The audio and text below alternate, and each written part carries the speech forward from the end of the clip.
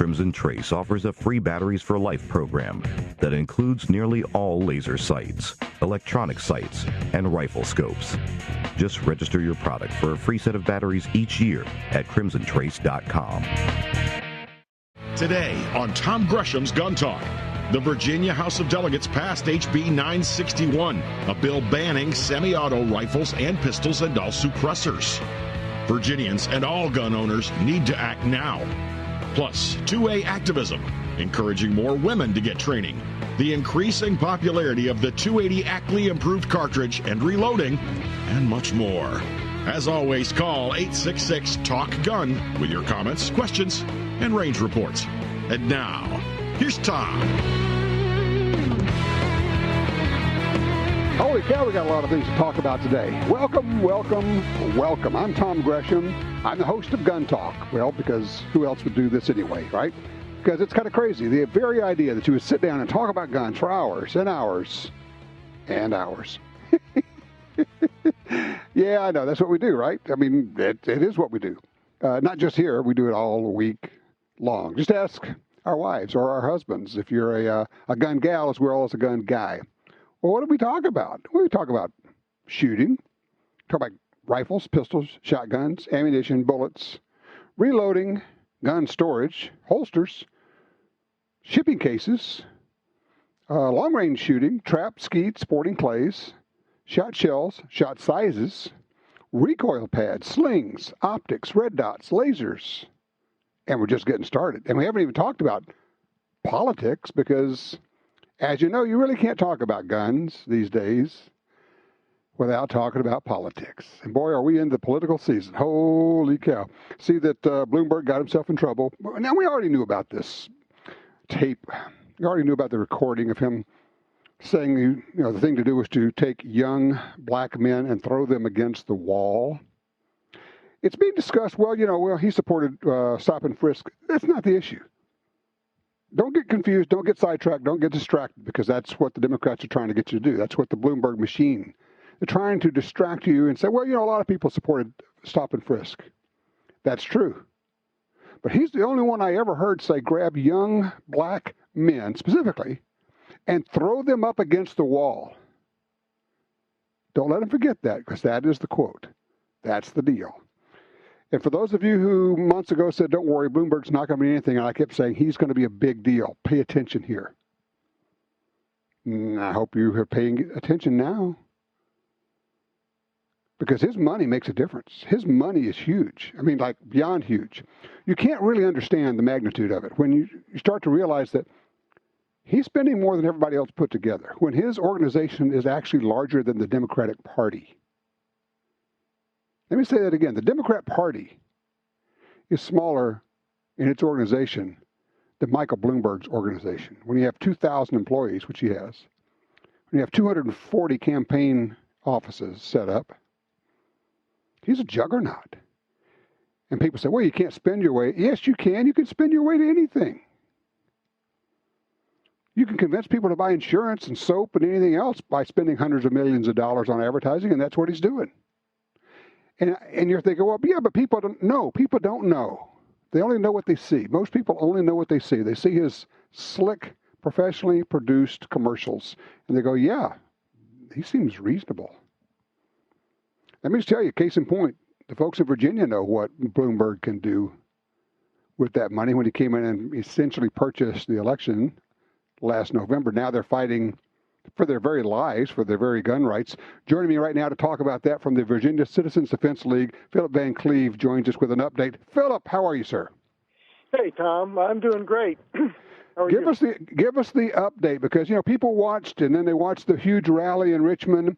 And then, the people who are really committed stayed plugged in. But I think a lot of gun people kind of like, well, I don't really know what's going on now. And you're in the thick of it.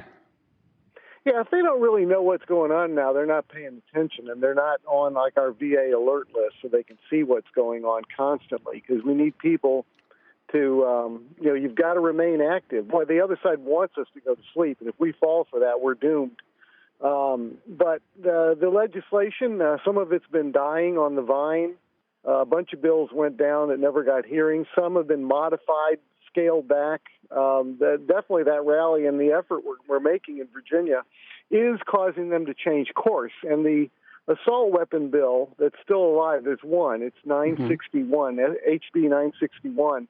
There's a good chance we can kill that in the Senate. There's a good chance we can stop it in the Senate, possibly as early as Monday morning in a committee. Okay. So, but we need people to be engaged. If we're going to stop this, we just have to basically make the Democrats understand that anything they pass like that, they are going to own it, and they're going to pay for it big time at the polls. So for those who are listening, well, first of all, for everybody, I'm just going to say this. I don't care if you live in Virginia or not. You need to be informed on this. You got to get on the VCDL email list so you know what's going on. Because here's the thing. I want to make this point, Phil, and you can talk about this. This is not just Virginia. This is going on in every single state. I don't care if you think it's not happening here, because I live in fill in the blank. It is happening in your state legislature. The Bloomberg people are introducing the exact same bills with the exact same wording. They're going and handing them to a friendly Democrat legislator, and they are pushing these things through, and you're not aware of it. You've got to be plugged in. Yeah, that friendly Democrat legislator is bought and paid for by Bloomberg. When you've got $60 billion with a B, you can do a whole lot with just a tiny fraction of that. And he's buying legislators. He's buying them out. Their homage is to him, not to you. And the only thing that can turn that around is if they don't get elected anymore. All his money's nice, but if gun owners wake up and they all get out and register and vote, we can get these guys out of there. That will put the fear in God in them in another direction that Bloomberg just can't save them with his money. So we've got to be awake. We've all got to vote. You just said the two key things. You have to register and you have to vote. And if you're not registered to vote, shame on you. It's time to get off your duff and get going on that. So what do you need people in Virginia to do? Because you said this could happen as early as tomorrow morning. Yeah, at 8 o'clock in the morning. Those that can make it to the General Assembly in Richmond at 8 a.m., be there early. Be there maybe at 7 or even earlier to make sure you have a seat. But if not, show up anyhow. And this is in Senate Room A at the General Assembly building, 900 East Main Street. And be there. We'll have Gun Saves Lives stickers handing out to everybody. And we want to flood that committee room. But there is a chance. There is a really good chance we can stop this. That bill is so bad, so poorly written. It goes after not only ARs and AKs, it goes after a bunch of other rifles because it's so badly written. Suppressors, magazines that hold over 12 rounds. Where did they come up with the number 12 for a magazine?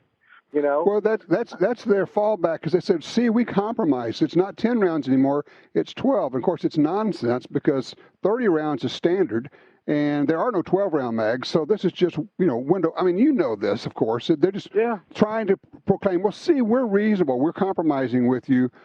I'm just wondering. They're still taking stuff away. Yeah, that's the point. Let me ask you something. I had somebody this week. We were doing a live video, and people were making comments, and we were talking about this, and somebody said, well, the Virginia Second Amendment sanctuary movement didn't do any good, and the rally didn't do any good because they're still introducing bills. And my position was, the movement, the Second Amendment sanctuary movement, was huge in uniting people and alerting people. And you're on the ground there. If you need to explain to somebody what just happened here and how important this movement is, how do you explain what happened? Well, let me tell you. First of all, yes, it woke up a ton of gun owners that didn't vote, some that weren't registered, some that had moved and didn't realize, oh, yeah, you're supposed to register if you move to a new address. It woke up all those people. They were furious. And by the way, they're changing the law to get rid of preemption. If they get that through, then localities can pass their own gun control. Well, guess what, Tom? We've got 96% of the states said they're a sanctuary. So all to do is go back to them and say, I dare you to pass a local law now that you're a sanctuary. Even though you have the option, don't do it. We'll show up again in 3,000 or 4,000, maybe even more people this time if you try to take away our rights locally. So basically, hopefully, we've locked down the vast majority of the state to say they're not in a position to take advantage of the new preemption law getting destroyed. Okay. That makes sense. And, and that's just one benefit of the Second Amendment sanctuary movement. Another is, of course, as you say, it awakened people. And also people said, okay, we can actually make something happen. We now feel the power of showing up. Because a lot of people have always felt like, well, what's one person going to do? And yes, probably if one person shows up at a meeting, not much. But if 2,000 times one person shows up, now we start winning. And we win by showing up, right? Yeah, and you have to be there. Yeah, I'm just telling everybody, you don't know what it's like until you're there with that many patriots, that many gun owners. They're wonderful people. We all know that. To be there with that many thousands of people all focused just like you are, a brotherhood and a sisterhood standing together for an American value. You have to be there to appreciate it. If you've never been to something like that, you don't know what you're missing. Well, there's something else, and you touched on it there, and yes, it's effective, but what you're missing, what you individually get out of it, you get a feeling of participating in something important. You now are part of something big. And I tell you, the next day you wake up a little bit different person. You're walking a little bit taller. You're taking longer strides. You're part of something important, and you're actually doing something, and you can feel it. But you gotta go there to be a part of it. Yeah, and those that went to Lobby Day, they were a part of history. Yes. Oh, God, yes. To this day, people are talking about that. The media's talking about it. They're saying 22,000. We think it's probably considerably more than that. And we figured at least 50, maybe 60. And that's probably conservative. Oh, yeah. And go to our VCDL.org website and scroll down a little bit. You'll see one of the pictures. That's just a part of the crowd. And that's I'm looking at it right now. It's huge. It's unbelievable. All right, so here's the deal. If people want to sign up to stay informed of what's going on there, so they can, even if they don't live there, so they can, for one thing, support you, but also they can take that information and say, we need to do that in Arizona and New Mexico and in Oregon and wherever they are. How do they sign up? Just go to VA, right on that website, VCDL.org. At the top, it says VA Alert. Just put your email in there, and you're on the list. It's free, and you'll get to see everything that we're doing in Virginia. Because it's our hope that, everybody's looking to Virginia. Well, freedom started here, and we said we'll be darned if it's going to end here. So they've grabbed a tiger by the tail, and this tiger is not happy, and they're going to have to figure out what to do with us. But we want people to watch this, because if we're successful, we want that to be a model. And if we somehow fail, God help us all, if we fail, maybe you'll know what doesn't work. But keep an eye on us, because we're happy to share any ideas, concepts. Any other gun groups want to contact me, they can contact me. I'll be happy to talk to them, to give them tips, tricks, whatever. And maybe the Gun Policy Conference would be a good place as well to communicate with a bunch of my fellow people. Yeah. Well, we can all get together at the GRPC, Gun Rights Policy Conference. It's VCDL for Virginia Citizens Defense League, VCDL.org. Philip Van Cleave, thank you so much. Keep going, man. Keep pounding that thing. It's important. It's vital. It's not just for Virginia. What you're doing is for all of us, man. Thank you, Tom. I always enjoy being on your show. This is great. Thank you. All right, you take care. All right, 866-TALK-GUN. Have you been to a rally anywhere, any state? What was it like? We need some range reports of what's it like to go to a gun rights rally. 866-TALK-GUN.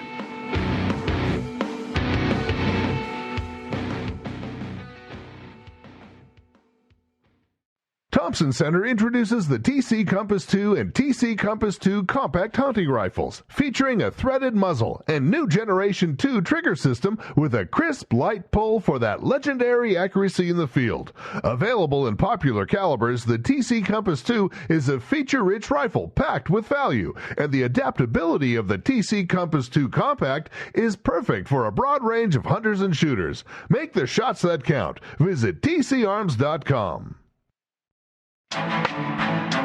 Attacks happen every day.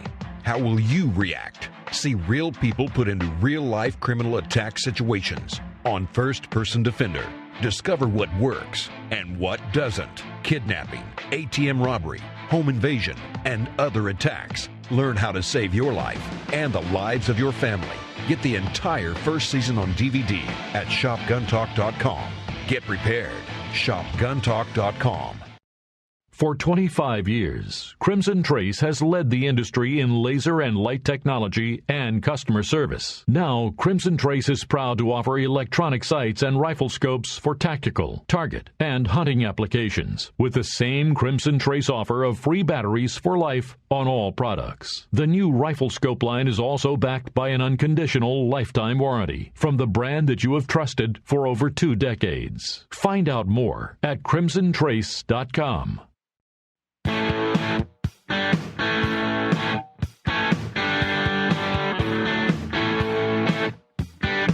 right, a little later on in the show, we're going to be talking about reloading. I've been dragging stuff out. Went to Sam's Club. I bought a big, heavy workbench. I'm going to set up a reloading bench. I haven't reloaded in a number of years. Used to do a lot of it. And then got out of it, using a lot of factory loads. Because, frankly, a lot of the stuff we do, particularly for our television shows and videos, we're working with ammunition companies. And so what happened was I really didn't have the need to do it. And was so busy I didn't have the time, and now frankly, I don't really have the need, except that I want to do it. And the thing that kind of got me going on that is getting this new rifle chambered in the 280 Ackley Improved. And yes, there is factory ammo available for it. It's an old cartridge that's a new cartridge. It was a Wildcat forever and ever.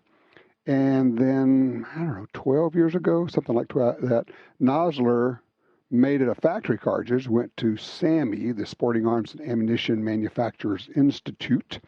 That's the outfit that certifies cartridges, and made it a factory cartridge, changed the dimensions slightly. We'll talk about that and what that means. Just fair enough. One of those deals. But, I'm getting back into it. I got a whole bunch of stuff in boxes from when I used to load, and then as I'm looking at it, I'm thinking, I think there's better stuff than that now. So if you're a current reloader, if you have any thoughts about, make sure you I would love to get your input on that. 866 Talk Gun. Let's go to the phones. Line 5. Alexander's with us out of Lexington, Kentucky with a range report. Hey, Alexander. Hey, how's it going? I'm good. What you been shooting? Got an FN M249S. Been shooting it for about 3.5 years. Talk to me. Took a while to save for it, but really wanted it for about a decade. They finally released it. Have right now about 15,000 plus rounds through it with my buddies. It was quite a problem in the beginning. Why? Well, they had a recall on it. It went back to its heritage of being a machine gun. Well, first of all, we should explain. For those who don't know, the M249 is actually a machine gun. But the S version is for semi-auto, so they started selling it. It's not an inexpensive gun at all. It's pricey, but it is like having a piece of history. So did yours go full auto on you? That was kind of the issue that we had. So if you ever tried to run steel case through a magazine, it would run out the whole magazine. Or belts, they would you get a jam about every 20 or so rounds. FN did a recall. They fixed it. We put about 8,000 through it when I got it last year back, and it is perfect. Not a single failure. Well, I was just going to say, it is a military gun. It's built to military specs. All they've done is basically make it a semi-auto instead of a full auto. Works for magazines, also works belt-fed. Why? I guess that's the real question is why? Why'd you get this? Well, I was buying an engagement ring at the time, and I thought I needed something for myself. Okay. I always say, if you can't rationalize, you have no business in doing this stuff, right? So, exactly. And that may be the best rationalization I've heard this year so far. I love that. So she gets the ring and you get a saw. Yeah, exactly. And honestly, the biggest savior for this gun is Tactical Brass Recovery. Their brass and link catcher is amazing. Yeah. I was one of the first people to ever purchase one from the owner, and there were issues with it because of how forcefully the brass and links are ejected. Right. Parts replaced. He sent out prototypes, everything to get it working. Wow, very cool. And you got to be like the coolest guy at the range when you unlimber that thing. That's pretty much our friend group when we go out. Usually, saw, scars, whatever else. All of us are in the guns. We recently got an M203 to bring out there now from LMT. Oh man, that is so cool. That is a great range report. I appreciate it, and just keep flinging brass and throwing bullets downrange, man. Have fun. Thank you, sir. You have a good day. All right, you too. Let's drop down to line one, where Dr. Johnny D is with us with a range report as well. Hey, Johnny. Hey, how's it going? So I'm just calling in to let you know about the Florida Carry event that happened last Saturday. Right. I was fortunate enough to be one of the speakers. It was actually a kind of a combination of camping and also an educational event. Because of the crazy laws in Florida about open carry, the only way you can open carry in Florida is if you're fishing, hunting, or camping, or going to or from one of those things. So there was some open carrying, but the people who were there for the lecture part couldn't open carry. Okay. But we had about a dozen speakers. A lot of people that we know, Paul Lathrop and Mike Piowarski, Greg Hopkins couldn't make it because he had a problem. Kerry Sloan, Rob Morse. Good. Rick Ector. Well, Rick's going to be on the show here with me in just about an hour, a little less than an hour. Good. Yeah, no, I love Rick. He's a great guy. He's good people. Yeah, you bet. What was the turnout? How many people you think you had there? Somewhere around 150. It pretty much filled up the pavilion. It was at a state park, and it was kind of an outdoor event, but with a open cover thing. They served lunch, and we spoke for probably about 3 hours. We had speakers running through. I talked about what do you do when you doctor asks you if you own a gun. And, of course, I quoted you. It says that, it's not a sin to lie to somebody who doesn't deserve to know the truth. I love it. Look, I apologize, Johnny. We're running out of time here. I've got to run to the break here because it's a hard break at the bottom of the hour. I just want to thank you for what you're doing there and appreciate that. Appreciate you for quoting me on that one. I quote that one back to my dad. He's the one that came up with that, and I just remember it. And you know what? It works in a lot of situations. But congratulations for everybody who showed up for that rally and for the other rallies, the gun rights rallies that are all over the country. Have you been to one? Let me know. 866-TALK-GUN. What's so hard to understand about shall not be infringed? Here's Tom. All right, back with you. 866-TALK-GUN. Have you been to a gun rights rally anywhere? Or have you been to like the lobbying day somewhere in your state? Love to get that range report. Obviously, always looking for range reports of any type. If you've been out doing a little shooting, got a cool gun, old gun, new gun, interesting gun. If you took somebody out and introduced them to shooting, we'll have a report from somebody who's doing that with a whole bunch of women a little bit later on in the show. We'll also be talking about reloading, hand loading. If you are into that, you're going to like it. If you are just considering it, maybe we can help you with the decision tree of whether, first of all, whether or not you should, and then if you decide you do want to get into reloading, which direction to go, because there's so many different directions. You can go shot shells. That requires a different type of setup, different equipment. Metallic, that would be handgun and rifle, center fire, because you don't reload rimfire. And then you kind of go down the tree of, well, do I need a progressive loader? That's the kind that turns out a lot of ammo. Basically, every time you pull the handle, or if you get real advanced, push a button, it all advances and makes a round. Or go single stage, where you're going to be creating loads, kind of really more for more accuracy, and working up really cool loads for your rifles. Anyway, we'll talk a little bit more about that as we go along. At this point, let me bring in a good friend of ours, one of the best firearms trainers in the country, joins us, Chris Cerino. Chris, how are you, sir? Hi, Tom. I'm sorry I missed your initial call. I was cleaning. Cleaning guns, I'm guessing. No, cleaning the house. Michelle will be home tomorrow, so I'm trying to get it straightened up. Well, you guys are kind of starting your real busy season of going around training and competing and doing all the things you do, right? Yeah, well, it's gotten busy again. It happens this time of year. As soon as SHOT Show's over, we start traveling and doing our thing. Yep, exactly right. So I saw this email about this class you're doing at a community college. Tell me about this. Well, we're running a semi-auto pistol operator down in Greenville, Tennessee at Walters State Community College in their public, whatever that's called, the public service academy over there. Right, and right. They said that we could open it up to the public, so I thought that was nice. I don't know what the population's like down there. It's over near Gatlinburg, Tennessee. Right, and a little bit north of Asheville there. Yep. Yeah. So we got that scheduled this year. We were going to schedule some stuff last year, but it was just short notice, and we got it going this year. And so we're going to be running 3 classes there, one each month, one in March, one in April, one in May. But we're doing all 3 different. We're doing semi-auto operator, then we're doing carbine operator, and then, of course, the diagnostic pistol instructor class. Okay. Interesting. So they're 3-day classes because law enforcement down in Tennessee, these are post-certified by the state, so that means they're peace officer standardized training, so they'll meet their in-service requirements. And so anybody that attends those gets a little extra benefit of an extra day of training, more than the normal 2 that most people will go to. So There's a lot of information, a lot of material. For somebody who says, I've taken my concealed carry class, but I really want a little bit more, what would they get out of a class like this? Oh, this is, everything I do is bread and butter.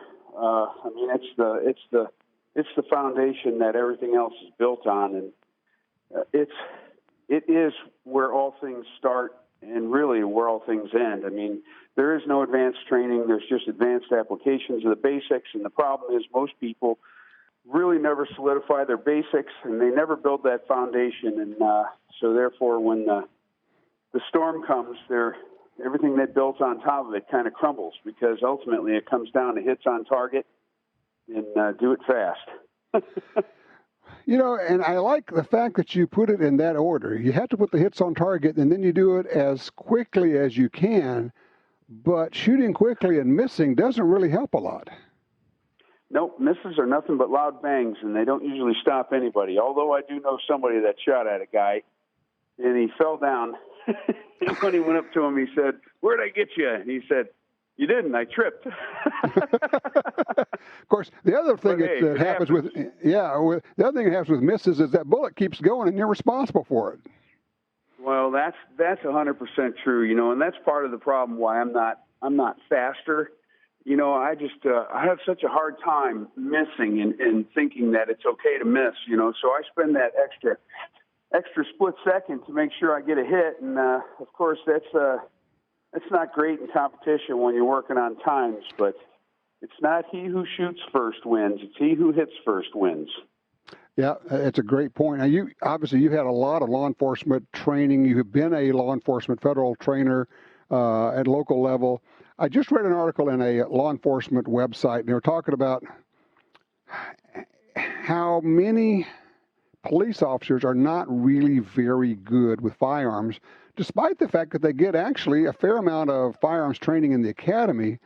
And one of the points he was making was if you're a police officer, you owe it to yourself to go get training on your own. But also, the further point was all you've been through is a concealed carry class, and it was 8 hours, and you got officers who have had 60 to 80 hours of firearms training, and they're not very good. What makes you think you're any good at all? Well, that's a fact. The problem with law enforcement training in the academy is they really just want you to get through it. They want you to pass the qualification, and they don't want you to hurt yourself or anybody else. So it's very medicinal. It's very qualification oriented, and unfortunately, qualification is it's a display of minimum proficiency. Sure. Which really isn't enough when you really need the skills. I love your phrase. You call it medicinal. And my first thought was it's like throwing some mercurochrome over a cut. Yeah, it is.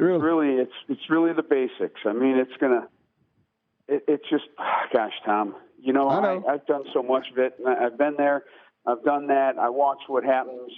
I tried to do something more in the state of Ohio when I was able to do that. And And I tried to make the course short, fast, and fundamentally sound. And they ultimately increased all the lengths of the times. They increased the size of the target because they said, we'll never get anybody to pass this. Oh. Well, if we spent that 60 hours in the academy, if we spent that 40 hours on handgun, and we did the right things with it, and that's what my training is about, if we did the right things with it, really we're teaching a man to fish, rather than giving them that fish and just getting them through, hey, you're passed, you're done. Somebody else can deal with you next year. And I know that's one of the things you do in your classes. So you not only teach people to shoot, but you teach them how to teach themselves, how to coach themselves, how to diagnose. Hey, Chris, hold on a second. I got to take a quick break. We're talking with Chris Cerino. You can check it out at chriscerinotraininggroup.com and look at all of his classes. If he's anywhere where you are, I could highly recommend that you take one of his classes. It is amazing. He's a great shot. He's a great person and a really talented teacher. We'll be talking with him in just a second. If you have any questions about what can I do? Why do I miss this way? Well, maybe he can help you right here on the phone, on the radio. 866-TALK-GUN. I'm Tom Gresham, and this is Gun Talk.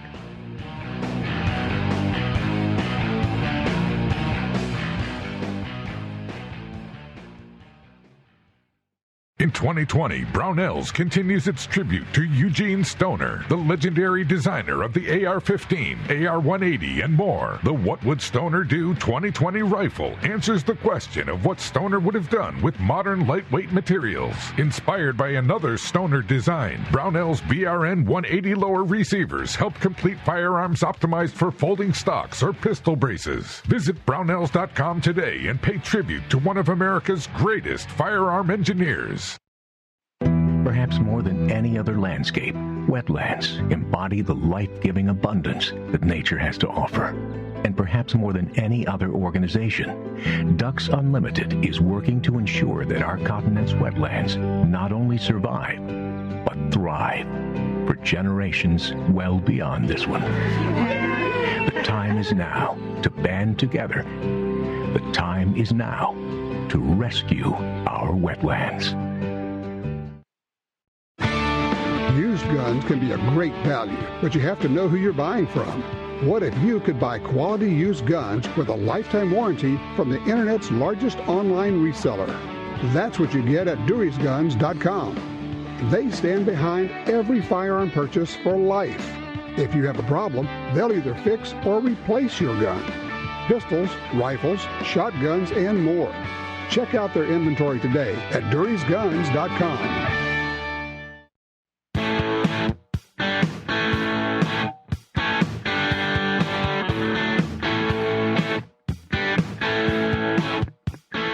Okay, I know you can shoot, but can you shoot with all the pressure on you, when your world collapses around you, when everything's going to hell in a handbasket? In other words, can you shoot to save your life and the lives of the loved ones around you? That's what this kind of training is we're talking about. We're talking with Chris Cerino from, of course, the Chris Cerino Training Group. You know him from the Top Shots television show and also from our Guns and Gear show and the other things that we do. He's worked a lot with us. Chris and Michelle, his lovely wife, who is also doing a lot of training these days. Chris? That's right.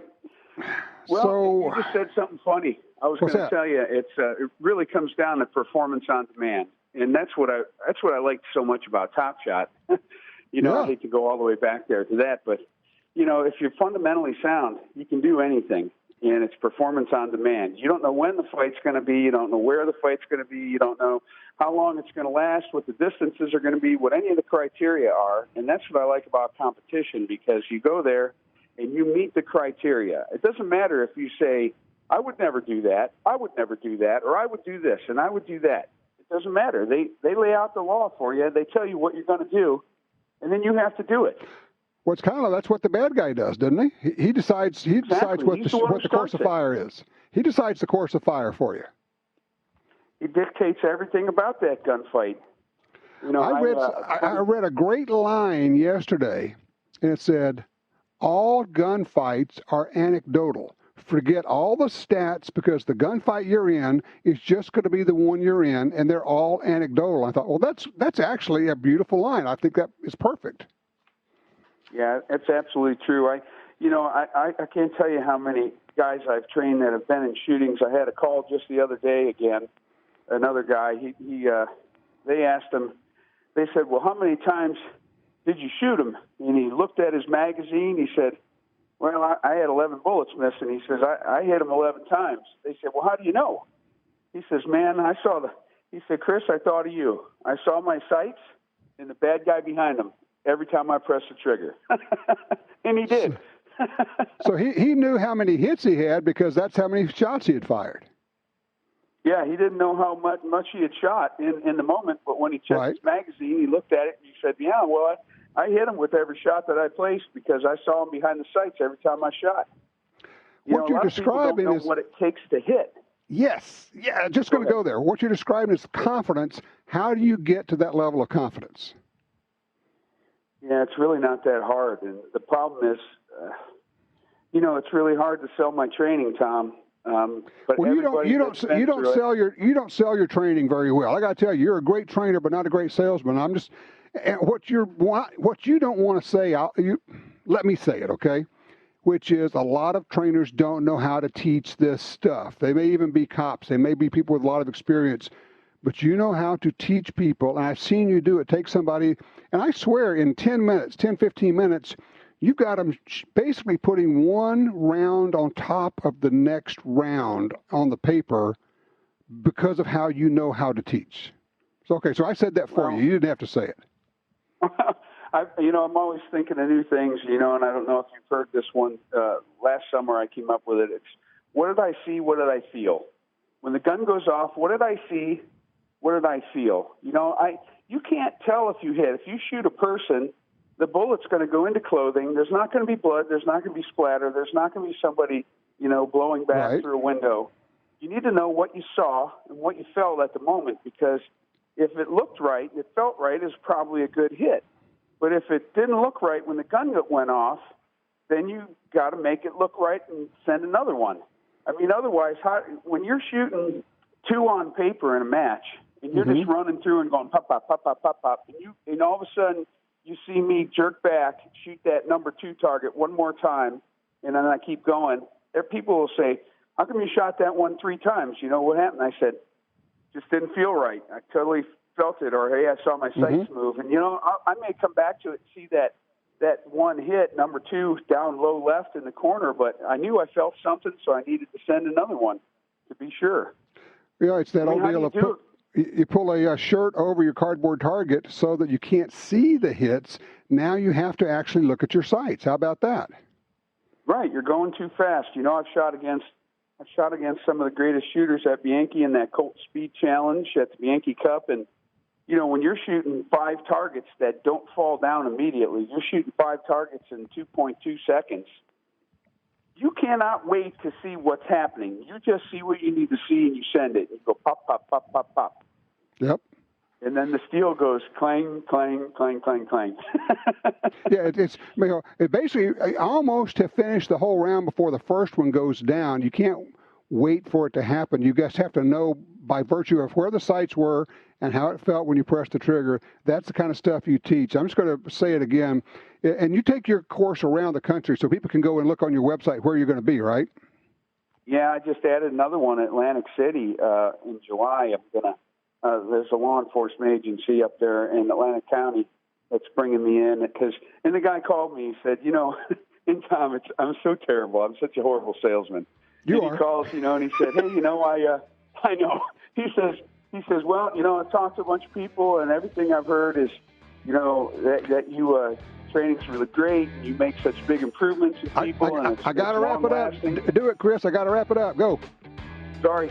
No, that's all right, man. No, I hate to do it to you. All right. Chris Cerino Training Group. All right. ChrisCerinoTrainingGroup.com. What a good guy. What a great trainer. I'm not kidding you, man. It's just a fun guy to be with. You would love it. 866-TALK-GUN.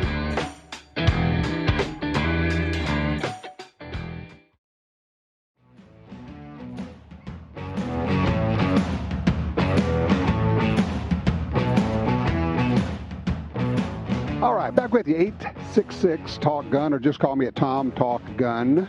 Frank did that. He's in Grants Pass, Oregon on 3. Hey, Frank, welcome to Gun Talk. What you got there, man? I have a Tanfaglio, and this is the little guy. The Witnesses are just awesome. They're competition guns. The little brother of the Witness is the Giuseppe. I bought a Giuseppe, a 380. Huh. This is from it's from Tanfaglio, right? The only problem is the trigger. The trigger is horrible, and I need to do some trigger work on this. Now, I've done trigger work on other guns, but I've watched videos of disassembly and reassembly. I cannot find a video on this gun. And so maybe someone out there can join the show and give me some insight on how I can get a schematic or a video so I can do the trigger work on this little gun. I can help you get into that gun. Do you have a Dremel tool? Did you say Dremel? A Dremel tool and a cutoff wheel. We'll get into that sucker, I guarantee you. Well, you wanted to use it again. I'm sorry. I want to cut up my gun. Are you joking? Yes, of course I'm joking. Oh, God. No, I'm not sure because it's a new gun, and just found out about these Tanfaglios. I'm Italian, and I was attracted to the name, and so I started looking it up. They're fabulous guns. The Tanfaglio family was making guns, making parts during World War II, and then they made a company and started their own guns. If you look at the Witness guns, the Witness as competition guns, they are just amazing pieces. And then these are what I bought was for a concealed carry, and it's called the Giuseppe. And these are imported by European American Armory. Really well built. So anyway, maybe somebody out there knows how I can get into this trigger. Maybe they can explain it, or maybe they can tell me how I can find a video for it. Very good. Tell you what, you keep listening, and we're going to see if we can drum up a call and somebody can help you out. In the meantime, we'll see if we can do a little research as well. I appreciate the call. Yeah, I remember, oh my gosh, Tanfaglio. We were doing the old Shooting Sports America and doing the Sportsman's Team Challenge show way back, 25 years ago on ESPN. And we had the team that was from Tanfaglio. And I had to keep saying Team Tanfaglio. And you talk about butchering it. At the end of the day, when we're tired, just try to say Team Tanfaglio like 100 different times as they're shooting different events. It was like, oh my God, couldn't you guys come up with a different name? You know, I mean, it was all about me, of course. I just wanted them to change their name for me. I'm looking right now on the EAA website, EAAcorp.com. You can look at some of the ones there. They are, it's a really extensive line. Got the Witness, the Match Extreme. I'm looking for this pistol that he was talking about, the Giuseppe. I haven't seen that, so I don't know about that pistol. Don't know why. We'll find out. But if you know anything about it, by all means, give me a holler. All right. So, have you taken anybody to the range? Have you introduced somebody to shooting? When we come back, we're going to talk to a guy who has introduced a whole bunch of people. I'm talking about dozens and dozens and probably hundreds of people to shooting. And I want to ask you, how do you do it? And what's your message? And how do you take somebody who's never shot before and get them going? He's not only a firearms instructor right there in Detroit, but also a Second Amendment activist. We're talking about Rick Ector. He'll be joining us. If you'd like to be a part of that, if you want to share your stories of introducing somebody to the shooting sports, you give us a call right now, 866-TALK-GUN. The question I always have is, how do you start them? How close, how far away from the target? What gun do you use? And what do you tell them to try to get them over that fear? Because everybody starts off with a little bit of a fear, and they're a little bit hesitant. So what do you say? We'll see if we can find out when we come back. All right, it's Gun Talk here, 866-TALK-GUN. I'm Tom Gresham. Don't forget to check us out at guntalk.com.